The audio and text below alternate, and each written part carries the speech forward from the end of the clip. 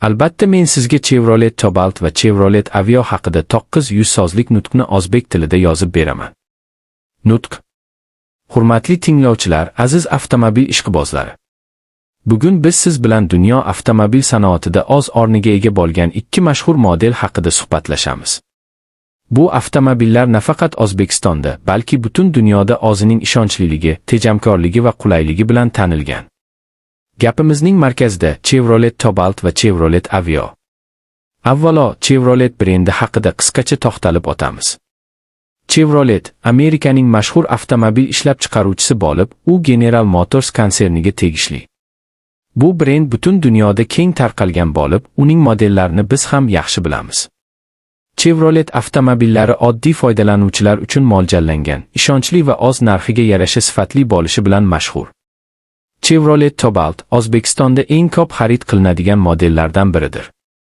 Bu avtomobil asosan yengil sedan ko'rinishida ishlab chiqarilgan bo'lib, kundalik foydalanishga juda mos. Cobaltning eng katta afzalliklaridan biri, uning saloni keng, orqa o'rindiqlari qulay va bagaj joyi katta. O'zbek oilalari uchun bu juda muhim omil hisoblanadi. Ayniqsa, katta oilalar, sayohatni yaxshi ko'radiganlar va uzoq yo'llarda ko'p yuradiganlar uchun Cobalt chinakam yordamchi bo'lib xizmat qiladi.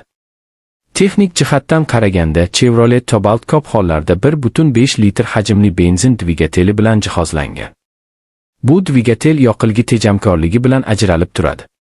Shuningdek, avtomobil mexanik yoki avtomat uzatmalar qutisi bilan ishlab chiqariladi. Bunday imkoniyat xaridorlarga o'z ehtiyojiga qarab tanlash imkonini beradi. Xavfsizlik ham bugungi kunda avtomobil tanlashda juda katta rol o'ynaydi. Cobalt xavfsizlik yostiqchalari mustahkam kuzov konstruksiyasi va ABS tizimi bilan jihozlangan. Bu esa haydovchi va yo'lovchilarning hayotini himoya qilishda muhim omil sanaladi. Shu sababli O'zbekistonda Cobalt nafaqat arzonligi, balki xavfsizligi tufayli ham keng tarqalgan. Endi esa ikkinchi mashhur model, Chevrolet Aveo haqida so'z yuritamiz.